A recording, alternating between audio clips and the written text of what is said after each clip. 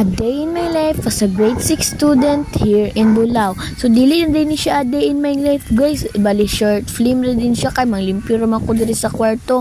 So nara guys, kanina magid na kwarto guys, murag dili na siya gakalimpiwan ba, murag tanan tao tapulan, hala apil na ko. Hala. So tara day ako na naglimpyuan, tanawag diri sa las pag uman ako guys. Grabe gud kadagan og bareg isa ka dosina na hugaw, la over na sa isa ka dosina.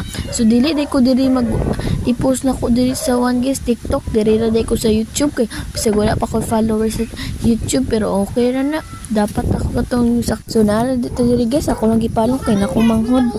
So na magid ako manghod guys, dili ko concentrate kay murag saba siya.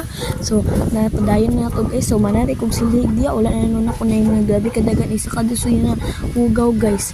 Nara guys, so nawa then ako na din ang na one guys nabutangan, wala pa din ako nabutangan og ay namapan guys, nabuang na ko guys, nagibunga wala ko ka butang og gimapan na ko ba or wala.